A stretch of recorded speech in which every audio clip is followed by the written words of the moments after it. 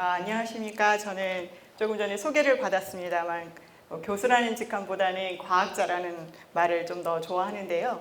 저는 여기 선생님께서 소개해 주신 것처럼 태양풍하고 그 다음에 행성이 갖고 있는 특성이 있는데 그 행성과의 그런 상호작용 관련돼서 그 새로운 과학적인 사실을 찾는 일을 하고 있는 사람입니다.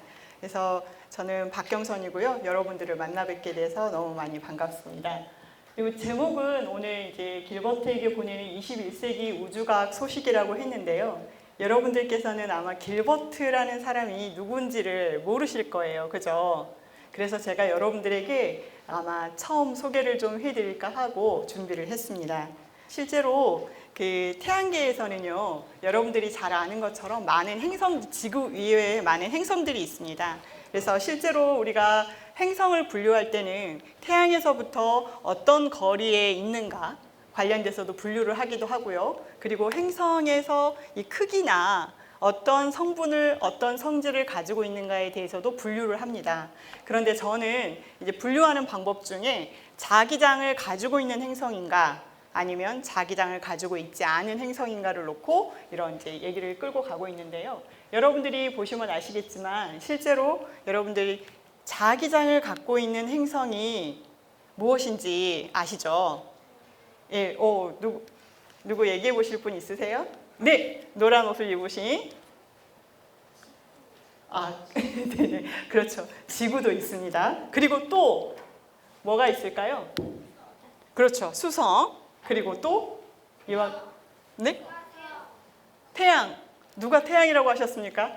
네, 태양도 자기장을 가지고 있는데 지금 제가 말씀을 드리는 거는 행성에 대한 얘기이기 때문에 우선 태양은 잠시 후에 이야기를 나눠볼게요. 네, 그래서 그렇죠. 수성, 그 다음에 목성, 토성, 그렇죠. 천왕성, 해왕성들이 자기 내부에서 자기장을 만들어서 이렇게 형성되고 있는 행성들입니다. 그런데 우리가 이런 식으로 보면은요,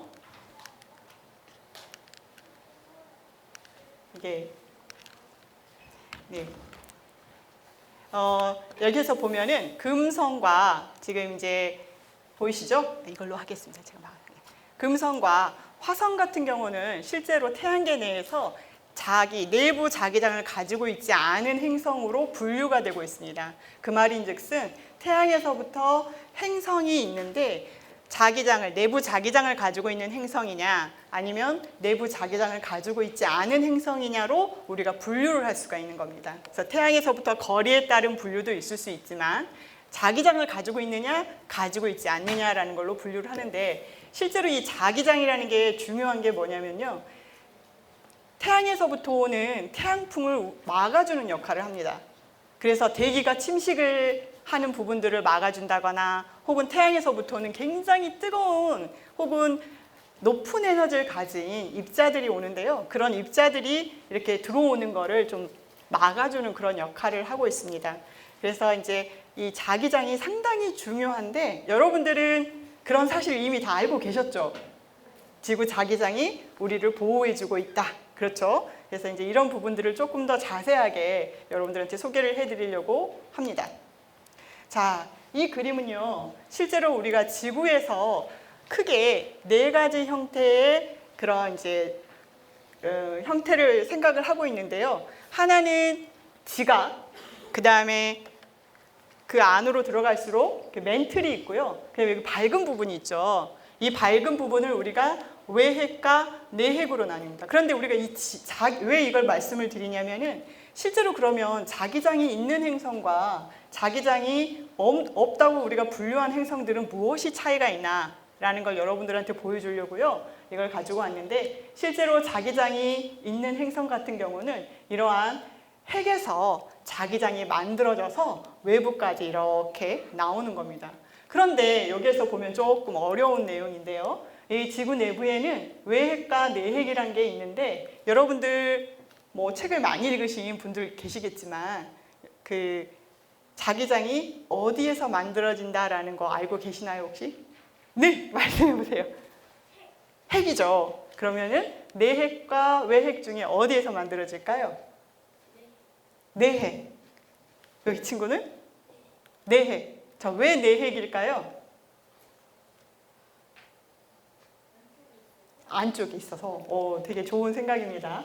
그런데 실제로 자기장은 이렇게 외핵 부분에서 만들어지고 있습니다. 그런데 왜 외핵일까? 실제로 여기에 쓰여진 것처럼 외핵의 크기는 이와 같이 화성하고 비슷한 크기고요. 그 다음에 내핵의 크기는 달과 비슷한 크기입니다. 근데 온도를 보십시오. 외핵은 약 3000에서 4000도씨 정도 되고 내핵은 5에서 6000도씨 되니까 굉장히 뜨겁고 이런 곳에서는 실제로 뜨거우면 물질들이 어때요? 고체 상태로 있기보다는 좀 많이 움직일 수 있는 상태로 있겠죠. 그래서 실제로 자기장이 그곳에서 입자들이 이렇게 움직일 수 있기 때문에 그곳에서는 전류라는 것을 생성을 하게 됩니다. 그럼 전류가 아까 여러분들 다 만들었잖아요. 그런 부분들을 전류가 흐르면 거기에 이제 자기장이 만들어지는 그런 원리거든요. 그런데 실제로 우리가 자기장이 생성되는 위치는 이 중심인 내핵이 아니라 외핵이라고 생각을 하고 있어요.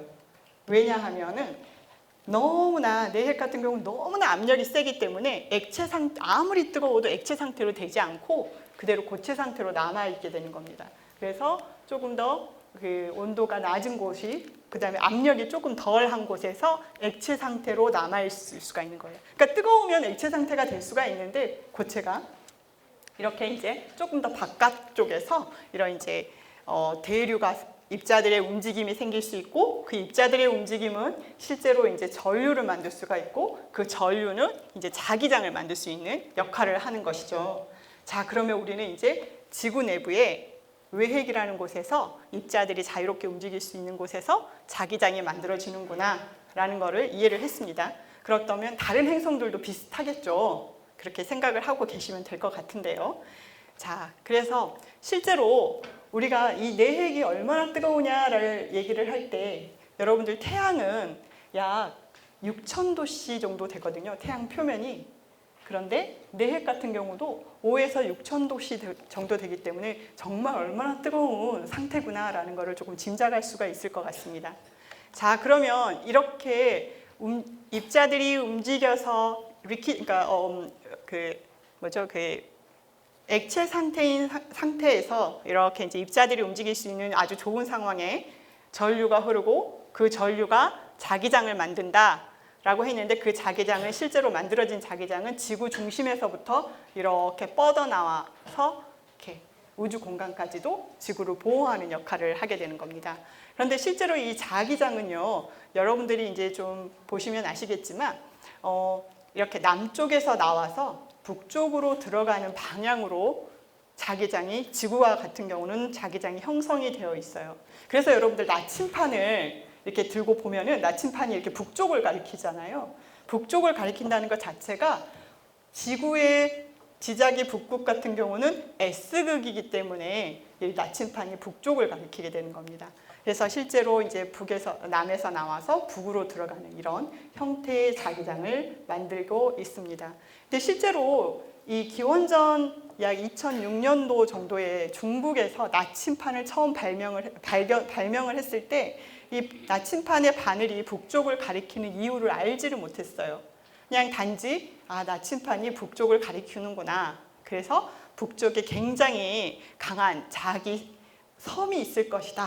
이렇게 생각을 했는데 그리고 나서 11세기, 13세기를 이렇게 돌아가면서 송나라시라든가 이렇게 이제 페르시아, 서유럽 이런 곳에서 항해를 하기 시작하면서 나침판을 많이 사용을 하게 됐는데요. 그리고 나서 실제로 그 상황에서도 왜 북을 가리키는지에 대한 이해를 많이 못하고 있었던 상황입니다. 근데 드디어 14세기쯤에 실제로 이런 자기 북극과 또한 지구의 북극이 다르다라는 사실도 확인을 하게 되는 거예요. 여러분들 이제 이 그림은 제가 이렇게 그림을 그렸는데 실제로 우리가 생각하는 지구의 북극은 북쪽은 이 방향인 거잖아요. 그런데 이 자기장이 이렇게 뻗어나오는 북쪽은 이 방향이기 때문에 다르구나라는 것을 아실 수 있을 것입니다.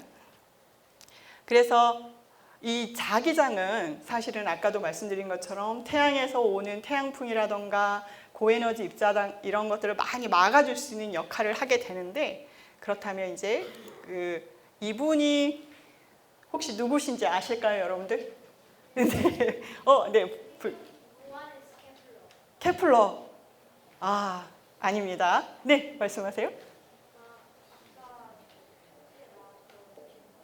TV에 나왔어요? 아, 그랬군요. 네, 맞습니다. 네, 길버트입니다. 그래서 이분이 윌리엄 길버트라는 사람인데요. 여러분들 이 윌리엄 길버트에 대해서 들어보신 적 있으세요?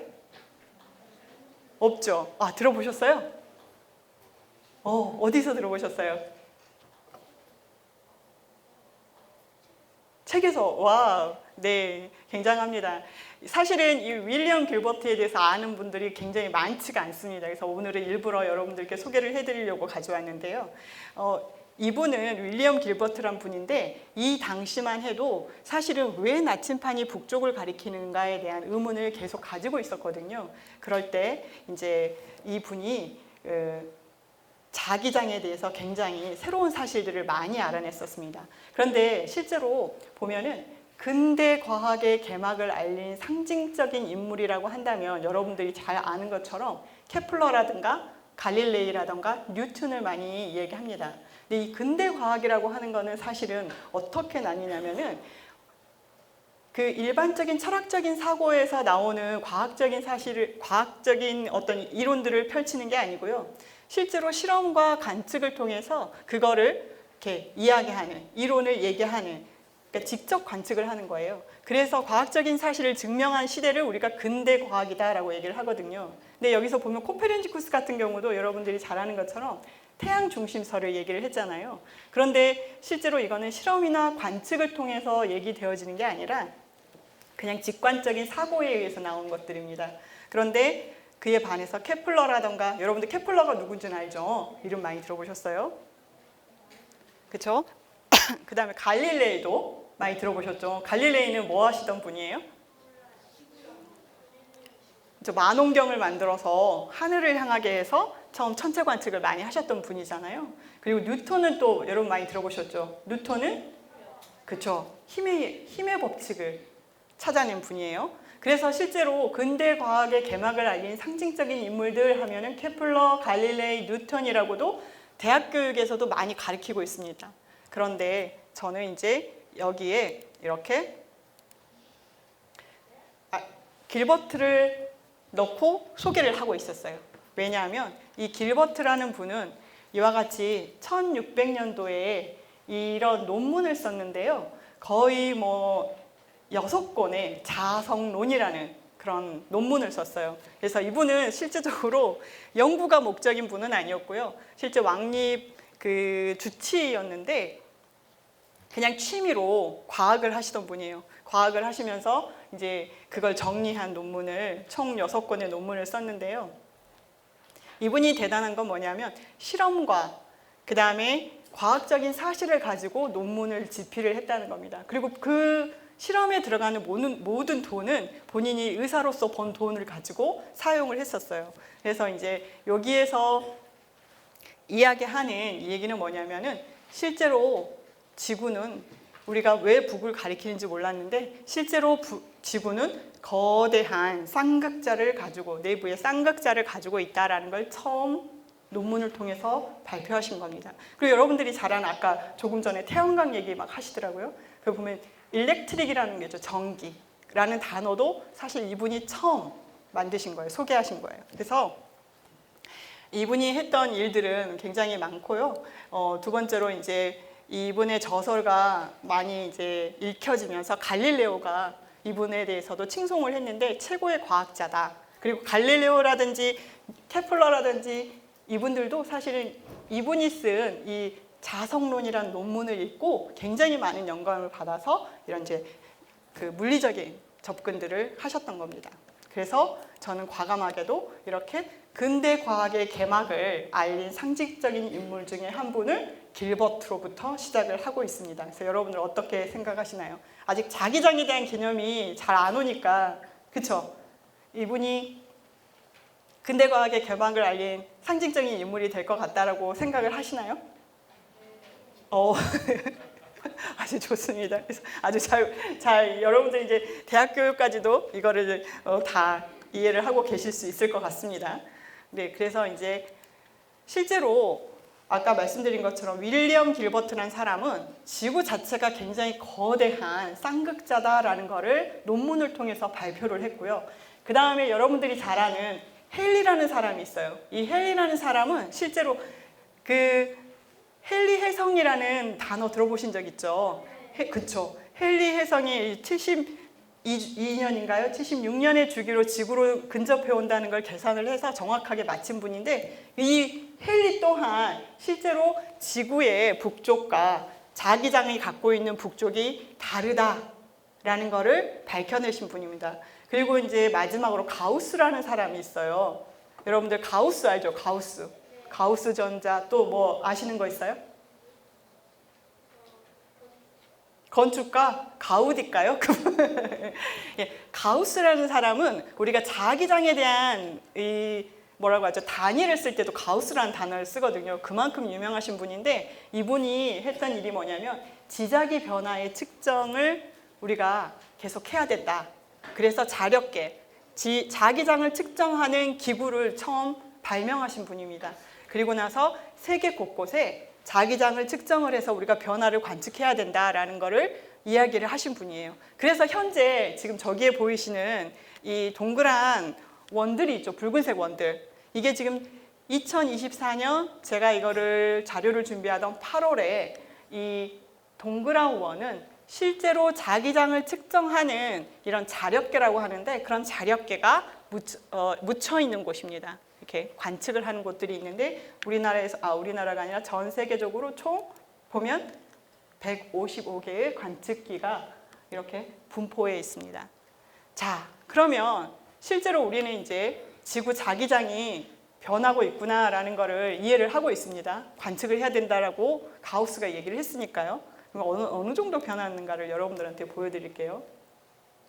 실제로 자기장 같은 경우는 지구 중심에서부터 멀어지면 멀어질수록 그 값이 커질까요? 작아질까요?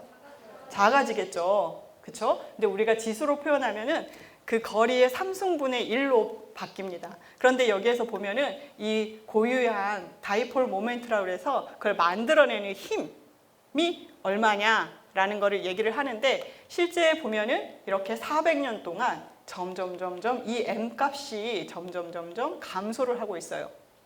그 말인즉슨 이전에 조선시대든 고려시대든 이 시대 때는 이 자기장이, 지구를 감싸고 있던 자기장이 훨씬 더 큰 값을 가지고 있었을 거다라고 우리가 유추를 할 수 있겠죠. 그런데 지금 이제 이 정도로 떨어지긴 했는데, 이렇게 떨어진 값이 실제로 더 떨어지는 형태를 보일 것인가, 혹은 이 이전의 값이, 혹은 예를 들면 이 이전의 값이 이렇게 해서 내려오는 것인지 아니면 위에서부터 쭉 내려온 것인지 사실은 잘 알지는 못합니다. 그런데 우리가 생각하는 현재는 이렇게 떨어지는 자기장 값의 요 정도. 여기 보면은 이제 이게 사실은 그 무비인데요. 무비를 캡처를 해서 왔는데 1600년도에 보면은 붉은색과 흰색이 있는 부분을 보면은 굉장히 넓게 분포되어 있죠. 그런데 점점점 이런 파란색 부분들이 이 전 지구적으로 더 분포가 높아지고 있어요. 분포도가 보면. 그래서 2000년대 보면은 훨씬 더 약한 지구 전체적으로 약한 자기장을 가지고 있다라고 생각을 할 수가 있습니다. 그래서 그러면 우리는 이제 얘기를 했죠. 지구에서 나오는 자기장은 태양에서부터 오는 태양풍을 막아주는 역할도 하고, 태양에서 오는 고에너지 입자를 막아주는 역할도 해서 매우 중요한데, 조금 전에 말씀드린 것처럼 지구 자기장은 변한다? 변하지 않는다? 그렇죠. 변합니다. 그래서 우리가 예라고 얘기를 할 수가 있습니다. 그러면 실제로 지구 자기장 내부에서 아까 크기가 점점 변한다고 했잖아요.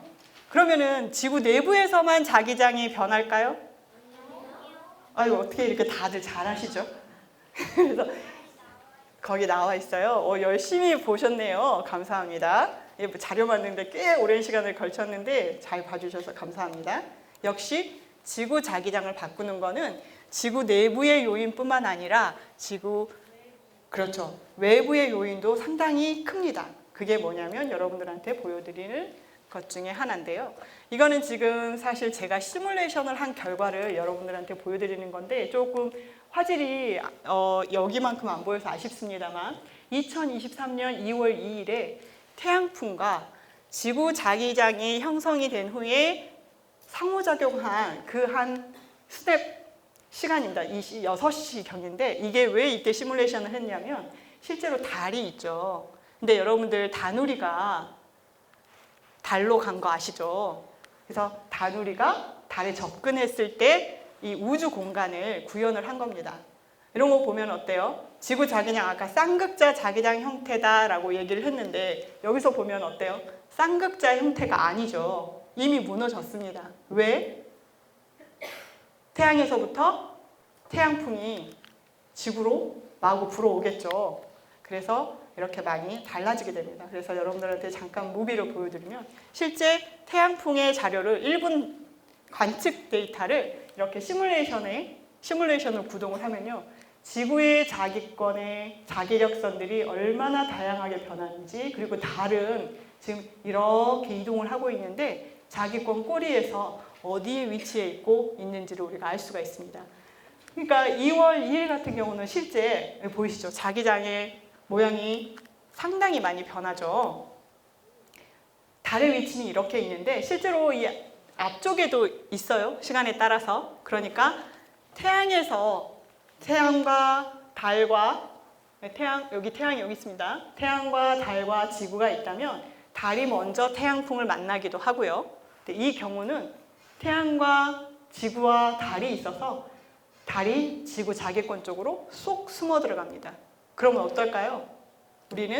달은 태양풍의 영향보다는 그렇죠. 지구 자기장과의 상호작용을 더 할 수도 있습니다. 네. 어쨌든 이런 식의 이제 있는데 이렇게 태양풍과 지구 자기장의 상호작용에 의해서 실제로 지구 자기장이 약 0.3도 정도 변하기도 합니다. 굉장히 미묘한 차이긴 합니다. 그래서 이런 생활도 있을 수 있고요. 그리고 태양 활동이 계절에 따라서 좀 다르기도 하거든요. 그래서 계절에 따라서도 0.1도 정도 변한다라는 것을 우리가 알고 있습니다. 두 번째로 여러분들한테 얘기를 해주고 싶은 게 이건데요. 이걸 보면은 여러분들 이제 이게 뭘로 보이십니까? 빨간 거, 파란 거? 네, 이거는 바로 그쵸? 해양이에요. 여러분들 그 바다인데요. 아까 이전 선생님께서 조수의 영향 이런 얘기도 하셨는데 맞습니다. 그 조수 작용에 의해서도 지구 자기장이 영향을 받기도 합니다. 실제로 바다는요, 여러분들 굉장히 바닷물 같은 경우는 전도도가 있는 물체여서요, 그 액체인데 이 바닷물이 여기에 전도도가 있기 때문에 조수에 의해서 달이 이렇게 끌어당기거나 그러면 이렇게 바닷물이 쫙 밀려오기도 하잖아요. 그럴 때 자기장을 끌고 가기도 하고 놓아주기도 하고 끌고 가기도 하고 놓아주기도 합니다.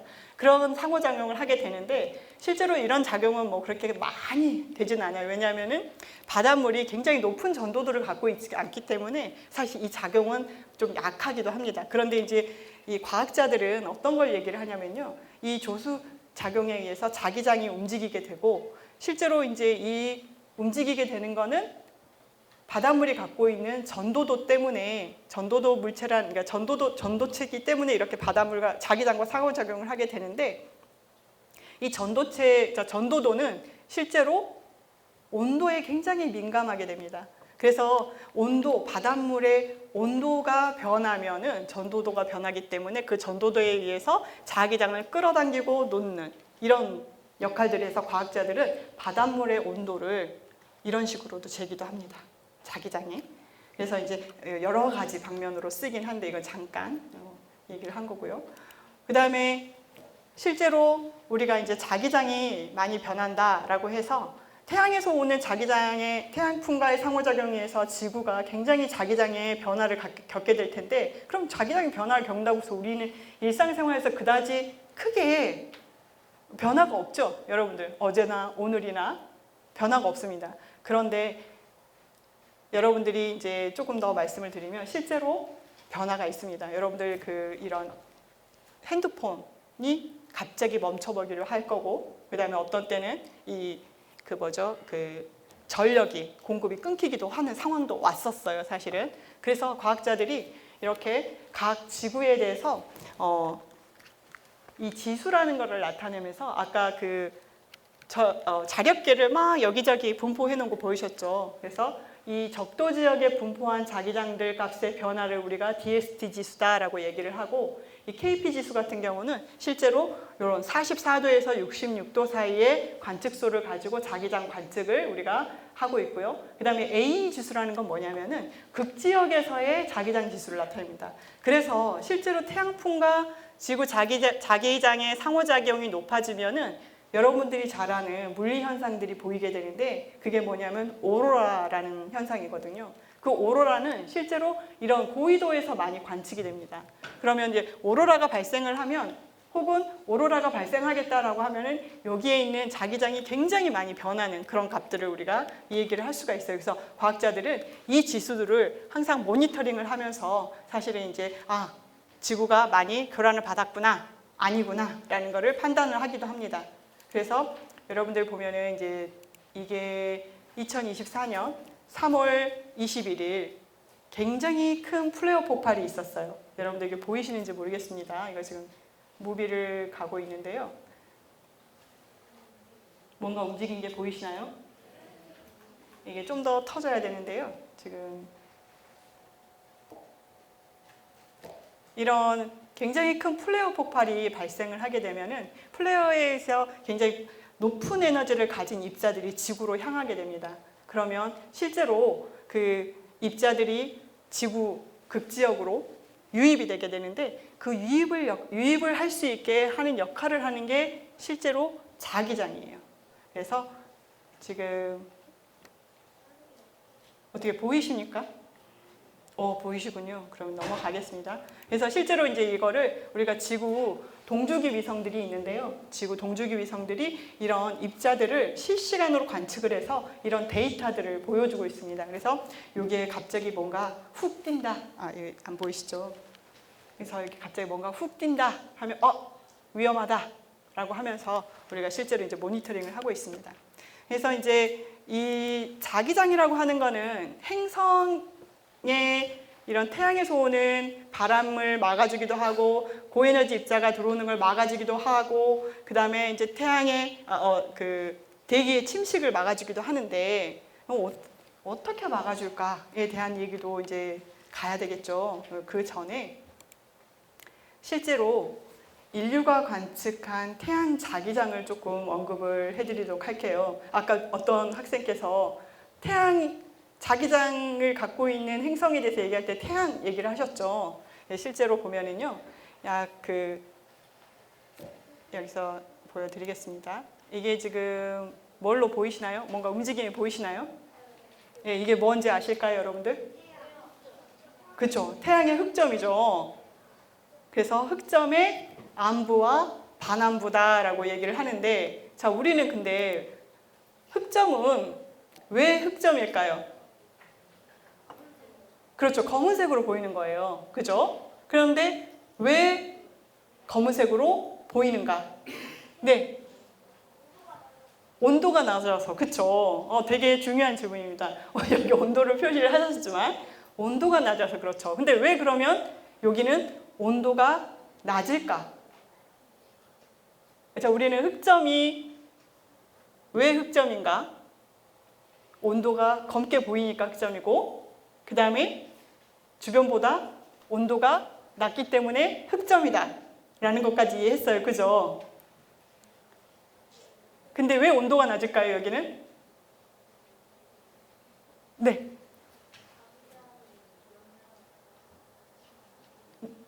조금만 큰 소리로 얘기해 줄까요?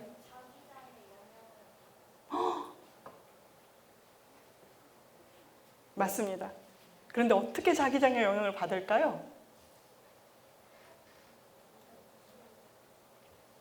자, 온도가 낮다는 건, 여러분들 태양에서는 계속 에너지를 만들어내잖아요. 그럼 에너지를 만들어내서 우리가 쉽게 열이 바깥으로 이렇게 계속 나올 겁니다.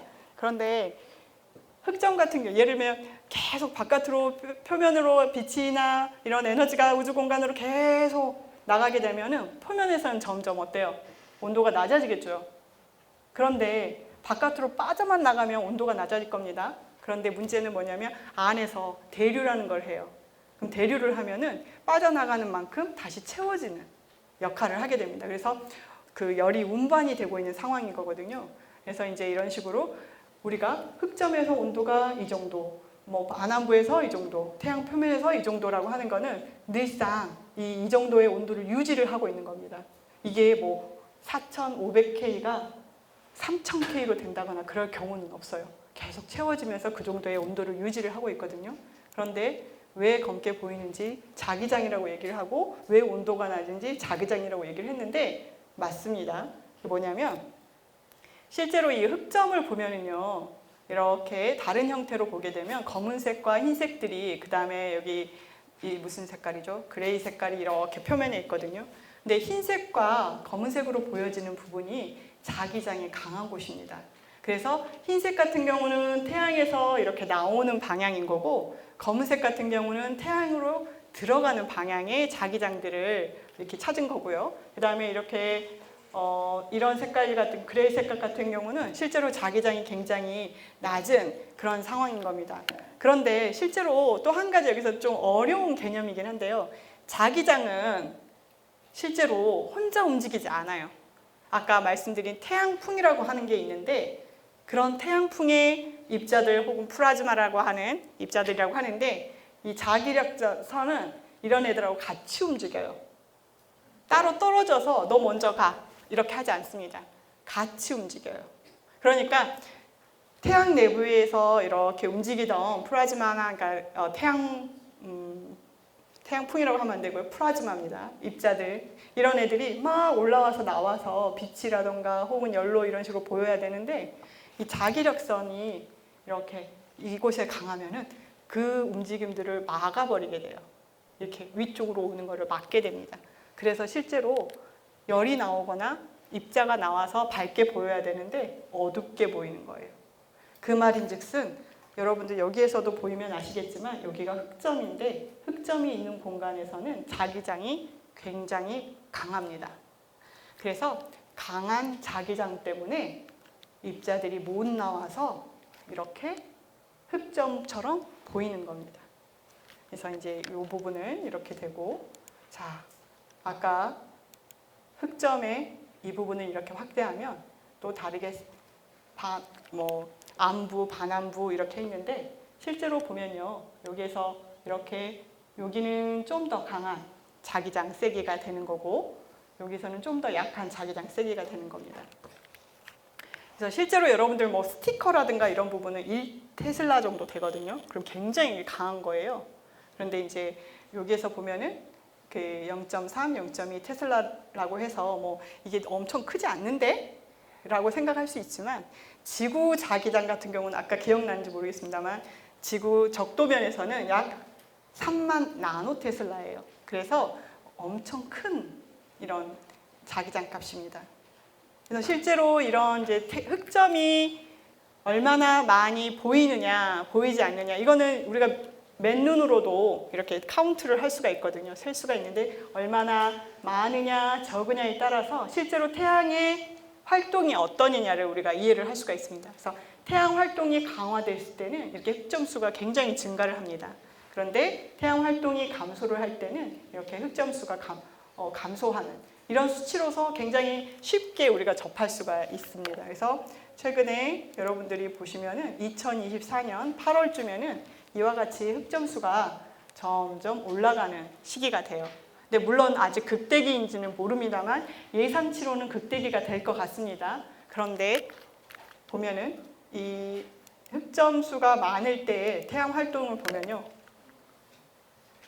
굉장히 많은 물질들이 이렇게 지구에서 태양에서 우주 공간으로 이렇게 뻗어 나오는 것들을 볼 수가 있어요. 그래서 실제로 이렇게 뻗어 나오면은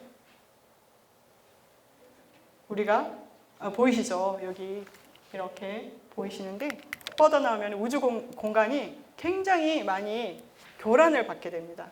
그래서 교란을 받게 되면은 실제로 위성을 이렇게 지구나 혹은 태양계 이 사이에서 있는 위성들이 이렇게 뭔가 입자가 갑자기 패널을 쳐버린다거나 이러면 갑자기 큰 전류들이 흘러버려서 고장이 나거나 혹은 이런 상황들이 오기 때문에 실제로 태양은 계속 지속적으로 우리가 확인을 해줘야 되는 거고요.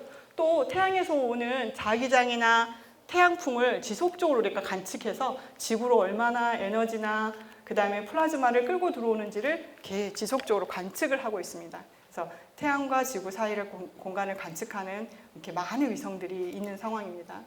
그런데 실제로 2024년 5월 10일 날 굉장히 강한 활동이 관측이 됐습니다. 그래서 보면 여기 흑점이 보이시죠? 아마 여러분들이 기억을 하실지 모르겠는데 5월 11일 날 8시 뉴스에서 앵커가 흥분을 하면서 얘기를 하더라고요. 지금 태양에서 굉장히 강한 CME라고 하는 건 뭐냐면 태양에서 나오는 고속의 물질들이거든요. CME가 폭발해서 우주 공간으로 날아왔습니다. 라고 얘기를 하는데 여기 흑점이 굉장히 크게 발달했다는 걸 확인할 수가 있습니다. 그리고 보면은 이렇게 이게 뭔가 터지는 게 보이시죠? 이게 플레어가 지속적으로 폭발하고 있는 게 확인이 됐습니다. 근데 이 사건이 중요한 게 뭐냐면요. 실제로 보면은 이렇게 여러분들 강원도 화천에서도 오로라가 관측이 됐다라고 얘기를 하고 있어요. 그런데 오로라는 아까 그 지구 자력계를 관측을 할 때 오로라와 관련된 자력계는 어디에 분포해 있었어요? 기억하시는 분? 그죠? 고위도, 그죠? 고위도 쪽에 있었어요. 그죠? 그 말인즉슨 우리는 어디에 살아요? 중위도잖아요. 그죠? 중위도에서는 오로라를 관측할 수 있는 확률이 굉장히 희박한 거예요. 그런데 입자가 태양에서부터 날아와서 고위도로 유입이 될 텐데 유입이 돼서 오로라라고 하는 거는 유입이 돼서 대기와 부딪히면서 나오는 빛이 오로라인데 아니 어떻게 우리나라에서도 이렇게 오로라가 관측이 됐지? 라는 거예요. 어떻게 관측이 됐을까요, 여러분?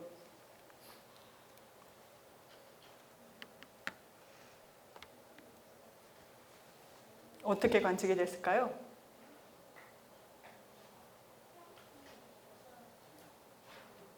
제가 지금부터 그럼 손 들었어요? 알려드리도록 하겠습니다. 우리나라에서조차 중위도에서조차 오로라가 관측이 될 수 있으려면요. 정말 높은 에너지를 가진 입자가 들어와야 됩니다. 높은 에너지를 가지면 운동을 굉장히 고속으로 그리고 깊게 들어올 수가 있는 거거든요. 근데 더 중요한 이론이 있어요. 이게 뭐냐면 실제로 이렇게 오로라가 관측될 수 있는 거를 여러분들한테 소개를 하겠습니다. 이거는 사실은 굉장히 좀 어려울 수 있는데 태양에서 지속적으로 이렇게 태양풍과 아까 뭐가 같이 나온다고 그랬어요?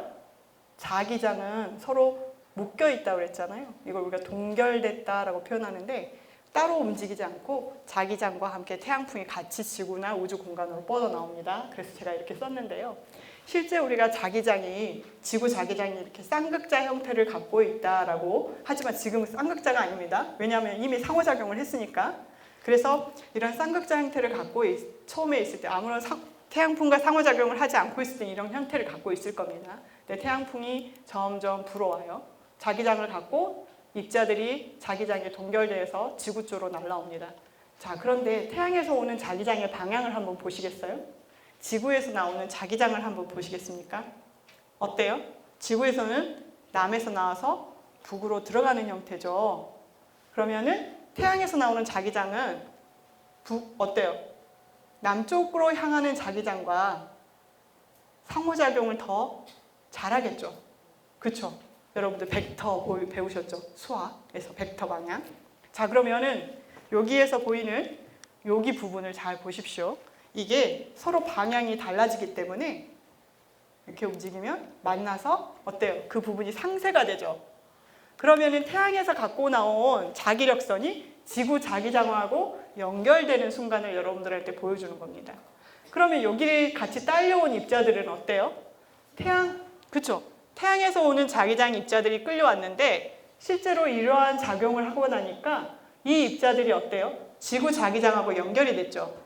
그 입자는 이 자기력선을 따라 이런 식으로 운동을 하면서 이렇게 고위도로 입사가 될 수가 있는 거예요, 입자들이.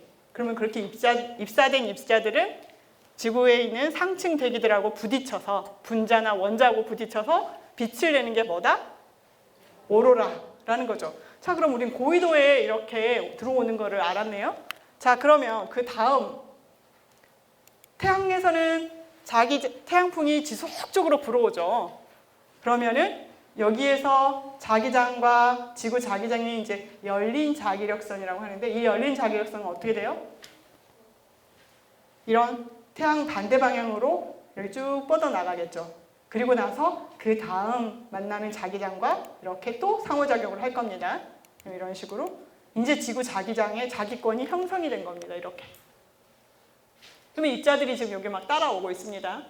그런데 우리가 오로라와 같은 경우는 실제로 밤에 많이 더 보여요. 밤 지역에. 여기서 보면은 이렇게 꼬리 지역으로, 그러니까 태양에서 반대 방향으로도 자기력선이 쫙 뻗어가니까 그 뻗어가는 방향에서도 반대 방향 자기력선을 만나게 돼요. 그러면 여기에서 새로운 이런 자기장의 재결합이 발생을 해서 여기에서처럼 이렇게 끊어져 버립니다. 여러분들 고무줄을 이렇게 당기면 어때요? 그렇죠? 이거 여러분들 새총 써보셨죠? 새총을 이렇게 거기에다가 돌을 넣어서 이렇게 쭉 잡아당기고 내가 잡아당긴 만큼 그 돌은 어때요? 그죠? 훨씬 많이 날아가거든요. 그거하고 같은 원리로 얘가 많이 뻗었다가 여기에서 탁 놓는 순간 거기에 있는 입자들이 더 많이 가속을 받아서 여기에 있는 입자들이 더 많이 받아서 이렇게 안쪽으로 들어가게 되는 겁니다. 자, 그럼 이제 여러분들 아셨네요. 여기 그림에서 보면 이해를 했을 것 같아요. 아니, 지금까지는 고위도에서 오로라가 발생하는 원리라고 생각을 하고 있을 거예요. 그죠? 그런데 우리나라에서도 오로라가 발생을 하려면 저위도에서, 그러니까 중위도에서도 오로라가 보이려면 어때요? 이런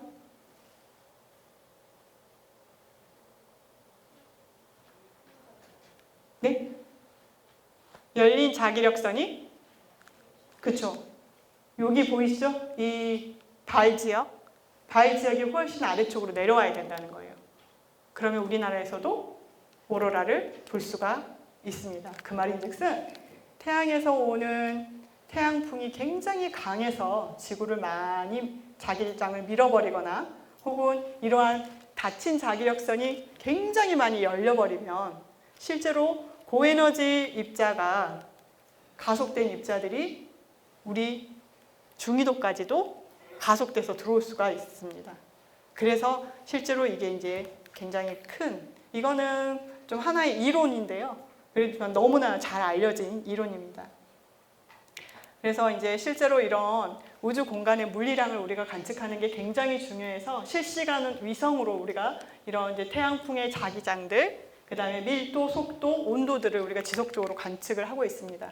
그래서 보면은 이렇게 아까도 말씀드린 것처럼 5월 10일에서 12일 사이에 얼마나 변했는지를 제가 잠깐씩 보여드릴게요. 이 DST 지수 같은 경우는 실제로 마이너스 400까지도 변화를 보였어요. 보통은 0에서 5, 10 이 정도만 보이는데 이렇게 크게 떨어졌습니다.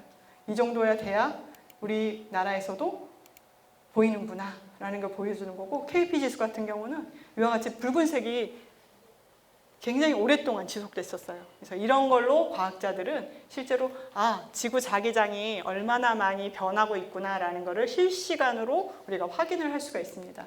이거 같은 경우도 아까 오로라가 발생했다는 지수라는 걸 얘기를 했는데 요 정도, 보통은 요 정도거든요. 굉장히 많이 떨어졌죠.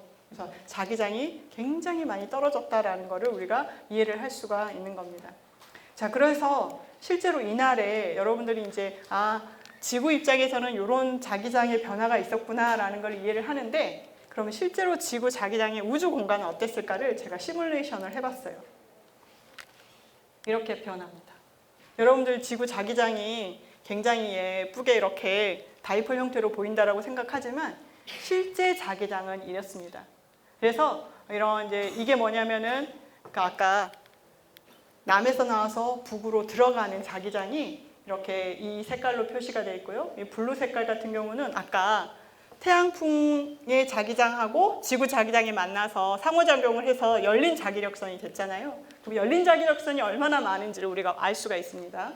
그리고 나서 이 꼬리 쪽에서는 또 어떤 반응을 보이는지에 대해서 우리가 얘기를 할 수가 있는데, 사실 이게 6.6 얼스 레디어스 같은 경우는 6.6 지구 반경 같은 경우는 위성이 아까 동주기 궤도 위성이 돌고 있는 궤도거든요.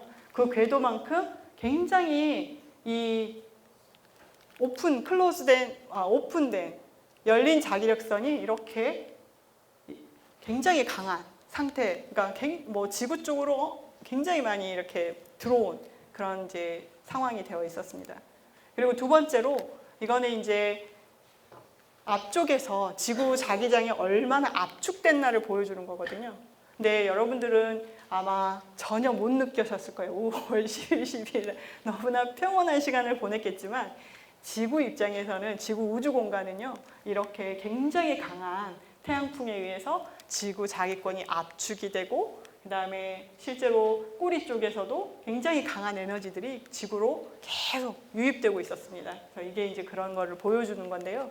이거는 여러분들에게 제가 어떤 일을 하는지를 좀 보여드리려고 가져왔습니다. 그래서 실제로 우리가 생각을 해보면, 이게 좀 안 움직이는데요. 실제로 사실은 지구 이외에 우리는 지구만을 가지고 계속 얘기를 하는데, 실제로 지구 이외의 행성에서도 태양풍과 충돌을 우리가 이해를 할 수가 있잖아요.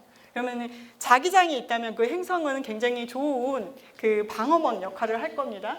그래서 수성 같은 경우는 사실 위성 관측으로 예전에는 이 적도 지역에서의 자기장 값이 얼마인가를 우리가 놓고 시뮬레이션을 하는데, 이게 한 300나노 테슬라 정도로 관측이 됐는데, 최근 관측 위성은 메신저라고 하는 관측 위성이 갔는데 관측 위성이 197나노 테슬라라는 걸로 이야기를 해줬어요. 그래서 이런 부분들이 있고, 그다음에 우리가 지구가 있고, 그다음에 화성이 있고, 목성이 있고, 이렇게 각각 이 적도 지역에서 자기장 값이 얼마인지를 우리가 다 확인을 해서 알 수 있습니다. 그리고 지구 같은 경우는 태양계 암석 행성 중에 가장 강력한 자기장을 가지고 있다는 것을 알 수가 있습니다.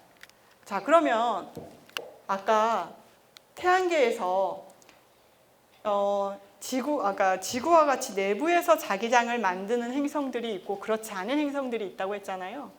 그렇다면 내부에서 만들어진 행성 같은 경우는 오로라를 관측을 할 수 있을까요? 없을까요? 그렇죠. 다른 행성들도 오로라를 관측할 수 있겠죠. 그래서 목성이라든가 토성이라든가 그 다음에 해왕성, 천왕성에서도 오로라가 관측이 되는 것을 우리가 알 수가 있습니다.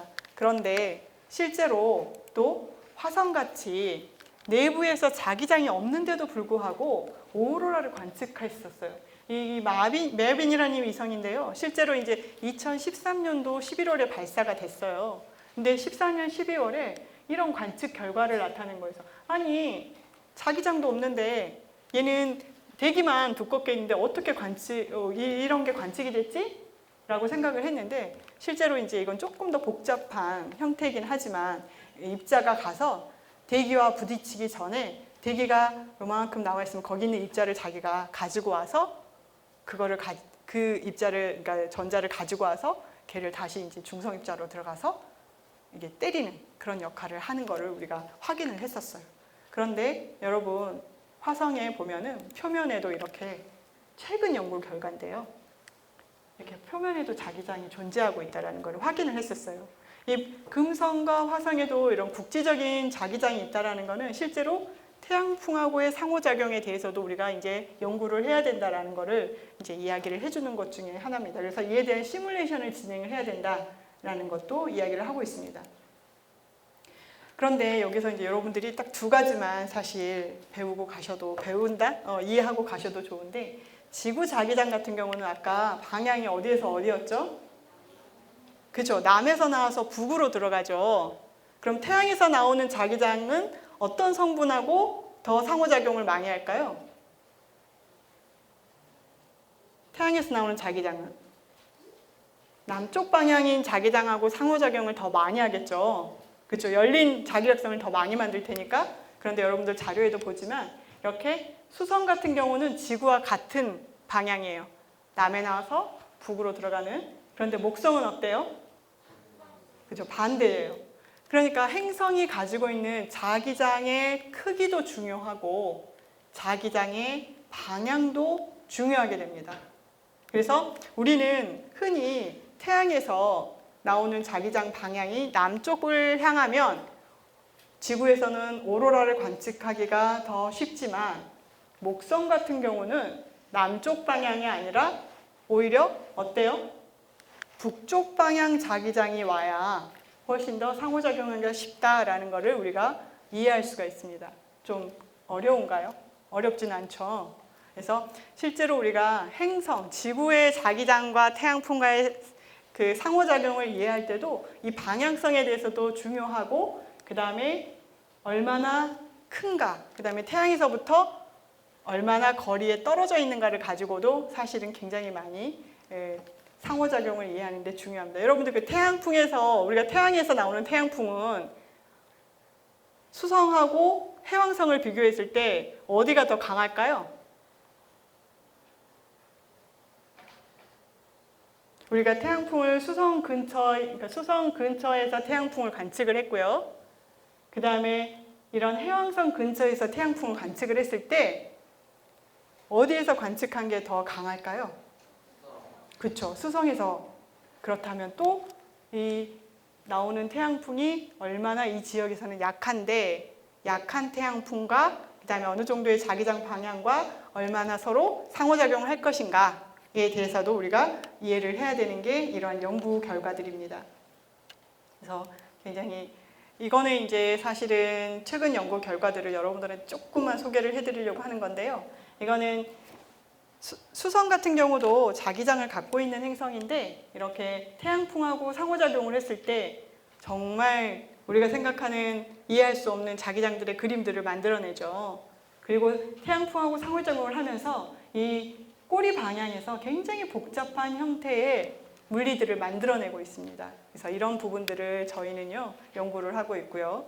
그다음에 두 번째로 이제 천왕성이라던가 이런 해왕성과 같은 거대한 행성의 자기권을 우리가 구축을 해서 실제로 거기에서 나오는 물리들이 어떤 물리들이 나오는지를 우리가 분포나 이런 것들을 이야기를 하고 있습니다. 그래서 실제로 1600년도에 그 윌리엄 길버트가 처음 지구가 쌍극자다라고 한 이후로 굉장히 많은 발달을 해서 저 같은 사람이 이런 이제 자기장을 가진 시뮬레이션을 하기도 했던 거죠. 그래서 이건 이제 마지막으로 여러분들한테 보여드리는 것입니다.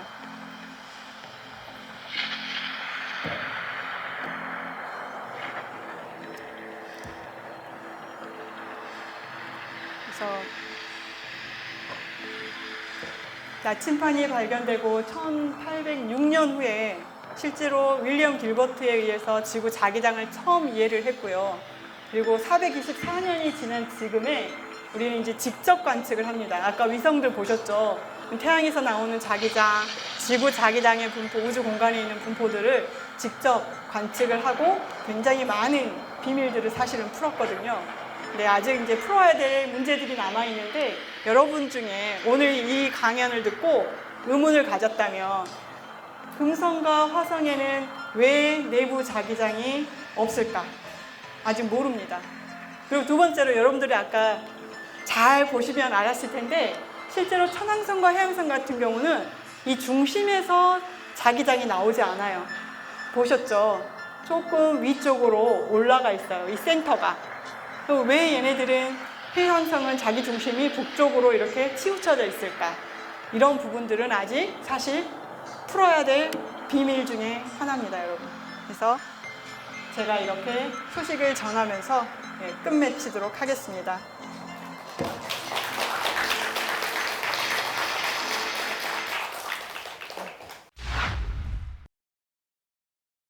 월곡초등학교 3학년 김도준입니다. 행성들이 자기장을 가지고 있다고 하시는데 그러면 행성끼리는 밀고 당기면서 위치 변화를 하지 안 되는 건가요?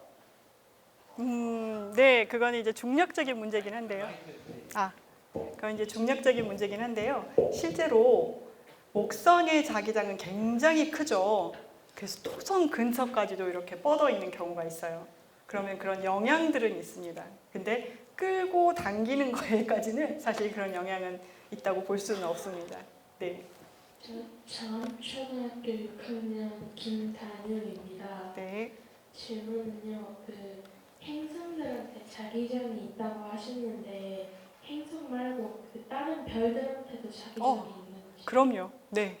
자기장이 굉장히 중요한데요. 우주 공간에 있는 사실 이제 자기장을 이해하는 게 어려웠는데 있습니다. 다른 별뿐만 아니라 여러분들이 잘 아는 펄사 있죠. 그럼 펄사가 어떻게 거기서 빛을 낼 수 있는가 이런 부분도 자기장과 연관이 있습니다. 그래서 우리가 이해를 할 수가 있습니다. 다음 초등학교 5학년 임태형입니다.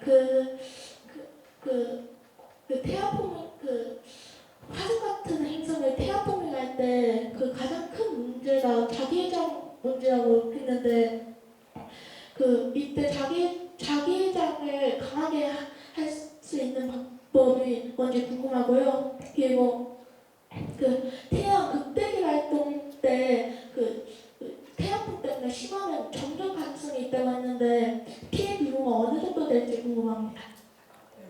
네. 굉장히 구체적이신데요. 우선은 그 첫 번째 질문에 대해서는 제가 잘 아직 이해를 못했고요. 질문한 내용을. 근데 두 번째 질문 같은 경우는 실제로 그런 예들이 많아서 인류 문명이 이렇게 발달하면서 특히 이제 위성이라던가 우리가 GPS 시스템들을 많이 이용을 하고 있잖아요. 그러면은 거기에서 뭐 강한 전류가 흐른다거나 혹은 GPS 시스템 같은 경우는 이 대기에 있는 이런 전파나 이런 부분들이 중요한데 갑자기 요만큼 있던 대기가 이렇게 늘어나기도 하거든요. 그러면 수신이 이렇게 잘못될 수가 있어요. 그럼 우리는 핸드폰이 잠깐 멈추기도 하고 수신이 되지 않는 그런 경우도 있을 때 여러분들 비행기 그다음에 배 다 사용을 하잖아요. 그래서 그런 문제도 발생하고 그다음에 전류가 굉장히 갑자기 흘러버리는 상황이 오기도 하거든요. 그래서 여러분들 자기장이 굉장히 크게 변하는 그 변화들에 대한 그림들을 보여드렸잖아요. 그게 굉장히 강하게 변할 때 실제로 전압이 이렇게 파괴되는 경우도 있었습니다. 혹시 첫 번째 질문도 한번 다시 말해 볼까요? 네. 지금 긴장되게 말했습니다. 화성 같은 행성을 태아포밍할 때 가장 큰 문제가 자기장이 약하잖아요. 다른 행성들은 그럴 때 약간 약간 걸림돌이 될 수 있을 것 같은데요. 어떻게 해결해야 될지 궁금합니다. 자기장이 화성에 자기장이 있는 그러니까 로컬한 지역에 국지한 지역에 자기장이 있는 게 문제라고 얘기를 하신 건가요? 약한 게 그 지역에서 실제로 이제 화성이나 달 같은 경우에 자기장이 있는지 없는지에 대해서 우리가 많이 모니터링을 하는데 그거는 인류가 그쪽으로 탐사를 기획을 하고 있기 때문이거든요. 근데 자기장이 있으면 사실은 어때요? 아까 로컬한 지역에, 그러니까 국부적인 지역에 자기장이 강한 곳이 있었죠. 그럼 그런 쪽에서는 이 태양에서부터 바로 오는 방사선, 그러니까 고에너지 입자들을 막아줄 수 있는 역할을 하거든요. 그래서 그런 부분에 있어서는 조금 중요합니다. 그래서 약한 부분은 바로 들어올 겁니다. 치고 들어올 거예요. 네. 답변이 됐을까요? 네. 아니에요. 너무 잘했어요 질문. 너무 잘했어요. 네, 중요한 질문. 박수 한 번만 좀 네. 굉장히 긴장을 하고 있어서 너무 잘했어요. 인류 탐사에 무척 중요한 질문을 하신 겁니다. 어려운 초등학교 6학년 정미래라고 합니다. 네. 오로라가 네. 현재 한국에서도 관측이 됐잖아요. 그러면은 혹시 남반구 쪽에서는 관측이 될 수 없는 건지 만약에 가능하다면 관측된 사례가 있는지 궁금합니다. 어떨 것 같습니까? 잘 몰라요. 자, 북방부 쪽으로도 들어온 걸 제가 말씀을 드렸죠.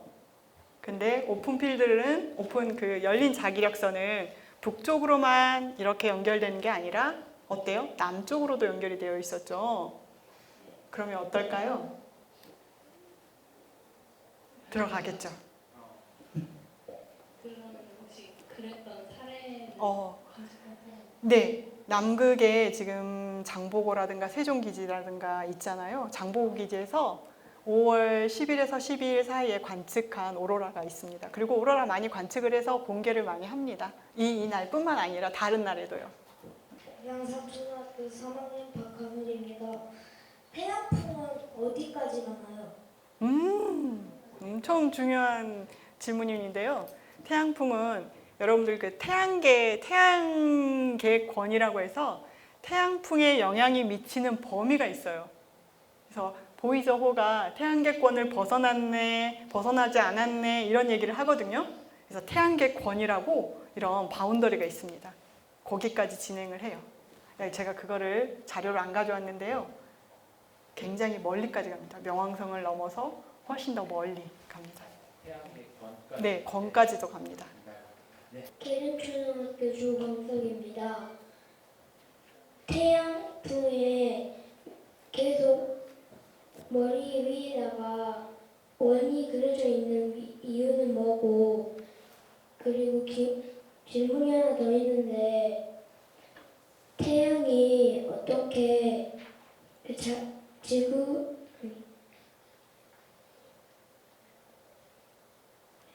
천천히 얘기하세요. 자기력을 어떻게 만드는지 궁금합니다. 아, 지구의 자기장이 계속 나오는 이유요. 어떻게 만드는지. 그 지구 내부에 입자들이 움직일 수 있는 공간이 있어요. 이렇게 움직이면 전류라는 게 만들어집니다. 그 전류가 자기장을 또 만들게 돼요. 그래서 그 자기장으로 그다음에 한 가지 더, 지구는 계속 이렇게 회전을 하잖아요. 그래서 그 자기장을 계속 더 대류를 계속 생성할 수가 있어서 자기장을 끊임없이 더 만들어낼 수가 있어요. 그래서 움직여서 그렇습니다. 내부에 있는 물질이. 네. 답변 됐을까요? 네, 저는 네, 안녕하세요. 저는 고실초등학교 4학년 이진인 학부모고요. 오늘 자기장에 관한 이야기를 제가 처음 과학강연으로 들었는데 너무 감사드립니다. 저는 감사합니다. 일단 세 가지 질문이 있는데요. 네, 첫 번째는 지구 온난화가 좀 지금 기후 변화적으로 되게 중요한 문제잖아요. 이게 지구 자기장에 어떤 영향을 끼치는지 이게 궁금하고요. 두 번째는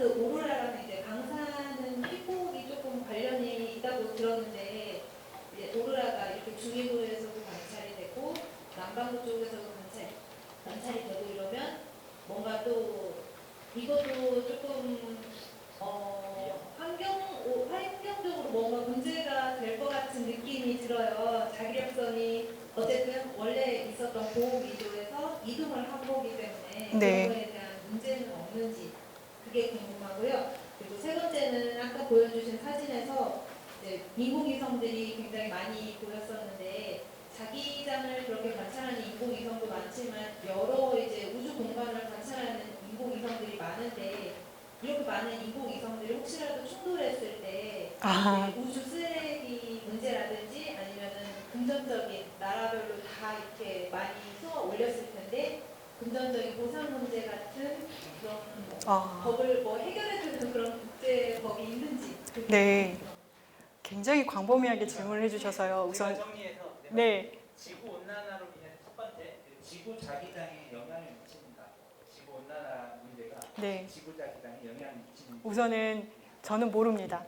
네, 모르는데 없다고 생각합니다. 왜냐하면은 실제로 태양 활동과 지구의 온도를 비교하는 그래프들이 있습니다. 나사를 들어가시면요, 있는데 실제로 이런 부분들이 그렇게 크게 상관관계가 있지 않다라고 얘기들을 하고 있습니다. 그래서 지구의 온도가 높아지는 것은 인류가 만들어내는 부분이다라고 생각을 하시면 될 것 같고요. 두 번째가 방사능 이제 피폭이나 이런 네. 환경적 피해가 있는지. 네, 그거는 있을 수 있습니다. 가능합니다. 왜냐하면은 이렇게 깊은 곳까지 온다는 거는 굉장히 강한 에너지를 갖고 있는 입자들이 온다는 얘기거든요. 그래서 그런 애들이 들어오면 피폭을 당할 수도 있습니다. 그런데 그건 굉장히 위험하고 좀 뭐랄까 제가 말씀을 드리기에는 조금 민감한 부분이라 많이 말씀 못 드리는데 그래서 극학로 궤도라든가 이런 부분에 있어서도 알림을 띄웁니다. 예, 이렇게 이런 일들이 있을 수 있으니 조심하십시오라고 하기도 합니다. 네. 그리고 마지막으로 인공위성 같은 게 있는데 충돌, 그래서 우주 쓰레기, 네. 금전적 보상. 네, 우선 그건 정책적인 부분이긴 한데요. 우주청이 이제 생기면서 아마 더 많이 여러분들한테 알려질 수 있는데 우선은 제가 알기로는 제 지식 안에서는 우주선들이 서로 충돌한 경우는 없다라고 알고 있습니다. 왜냐하면 과학자들이 궤도를 잘 계산을 해서요 서로 충돌하지 않는 궤도로 돌개를 하고 있습니다. 근데 문제는 우주 쓰레기 문제는 뭐냐면요 이렇게 수명이라는 게 있어요. 위성을 올려놓으면은 그 위성이 가지고 있는 그 관측할 수 있는 기간이 있거든요. 그럼 그 기간이 지나면 특히 이제 여러분들한테는 오늘 소개하지 않았지만 솔라 판넬 아까 말씀을 하셨잖아요. 그러면 올렸을 때 그 위성이 어느 정도 수명을 가지고 그 궤도에서 관측을 할 것인가를 결정하는 건 얼마만큼 에너지를 계속 내가 받을 수 있는가를 얘기를 할 수가 있거든요.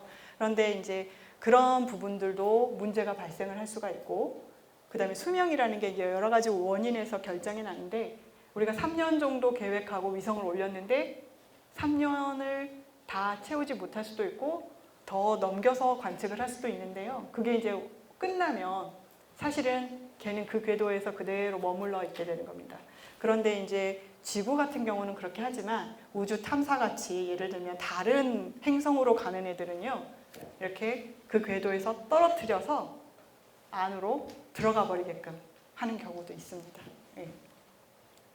그래서 우주 쓰레기 문제는 그런 문제입니다. 수명이 다한 위성들을 어떻게 처리할 것인가. 충돌보다는 좀 그런 문제가. 네, 그리고 충돌을 해서 이게 떨어져서 지구에 피해를 줬는데 그 부분에 보험 관련돼서는 따로 있는 걸로 알고 있습니다. 예, 정책적으로. 그래서 저는 모릅니다. 예. 한창초등학교 1학년 6반 김수아입니다. 진행되죠? 네, 편안하게 질문하십시오. 지구에서 한국에서도 오로라가 발견됐으면 다른 나라에서도 발견이 되나요? 네, 발견됩니다. 특히 그 고위도 지역에 있는 캐나다, 그다음 미국의 좀 더 높은 지역에 있는 그 위도에 있는 나라들에서는 발견이 됩니다. 네, 거기는 자주 발견이 됩니다. 광주과학고등학교 1학년 최무영입니다. 반갑습니다. 미래 과학자네요. 외핵에서 이제 전류가 흘러서 자기장이 생긴다고 하셨는데 전류가 흐르려면은 전하를 가진 물질이 있어야 할 텐데 외핵에 이온과 같은 물질이 많이 있어서 흐르게 되는 건지 궁금하고요. 수성에 또 자기장이 있다고 하셨는데 수성에도 외핵이 있는 건지 궁금합니다. 아, 그거는 좀 어려운 문제고요. 수성 같은 경우는 사실 그게 내부에 어떤 상황인지에 대해서는 지구만큼 알려져 있지 않습니다. 그래서 최근에 베피콜롬보라고 하는 위성이 올라갔거든요. 그래서 내년에 그 궤도를 돌 텐데 그런 부분에 있어서도 이렇게 좀 이해를 하려고 할 거고요. 현재로서는 아직 잘 모릅니다. 지구와 같은지. 그다음에 지구의 외핵에는 그런 입자들이 많이 분포해 있을 것입니다. 네. 블로초등학교 권준환입니다. 적도의 자기장이 고위도보다 약한 것 같은데 네. 이런 곳에 자기장을 태양풍이 뚫고 들어오는 사례는 없는지 궁금합니다. 적도 지역에서요. 뚫고 들어오는 사례는 없습니다. 예. 왜냐하면은 바로 막아주는 역할을 하거든요. 약하다고 해도 그 뭐 2배 정도 극지역과 적도 지역이 2배 정도지만 이렇게 막아주고 있어서 촘촘히 막아주고 있어서 들어오지는 못하고 아까 말씀드린 것처럼 태양풍하고 지구 자기장하고 상호작용을 해서 이 지구 자기장이 닫혀있던 자기장이 열려야 됩니다. 그런데 물론 적도 부분에서 열리긴 하는데 이 자기력선은 그 입자들이 따라서 들어가는 건 고위도 지역이었잖아요. 그 기억이 나시는지 모르겠습니다만 이거 그림을 다시 보여드릴까요? 그래서 고위도 지역이기 때문에 대부분 고위도 지역으로 많이 들어갑니다. 고위도 네. 지역으로 많이 갔다. 여러분들 그 들어오시는 거를 제가 한 분 한 분 다 봤거든요. 그래서 초등학생이신 분들이 많아서 사실은 굉장히 놀랐습니다. 내가 강의 자료를 너무 어렵게 준비했구나 라는 생각을 하면서 좀 더 쉽게 했어야 되는데 라는 반성을 했는데, 앞에서 그 만드시는 거를 이렇게 하시는 걸 보면서 아, 괜찮겠다 라는 생각을 하고 올라왔거든요. 네, 굉장히 높다는 거를 느꼈고요. 아마 여러분들이 이런 그 자기장에 관련된 강연을 많이 듣지를 못하셨을 거예요. 그래서 이제 조금 소개를 해드리고 싶었고요. 여러분들은 특히나 과학에 관심이 많으셔서 특별히 시간을 내서 오셨을 거예요. 그래서 가장 이제 꼬맹이 여기 분들이 아마 이제 우리나라의 우주과학이나 우리나라의 천문학이나 여러 분야에서 활약하고 이끌어 가실 분들인데, 제가 이제 당부드리고 싶은 것 중에 하나는 여러분들의 호기심을 절대 놓지 않으셨으면 좋겠습니다. 네, 감사합니다.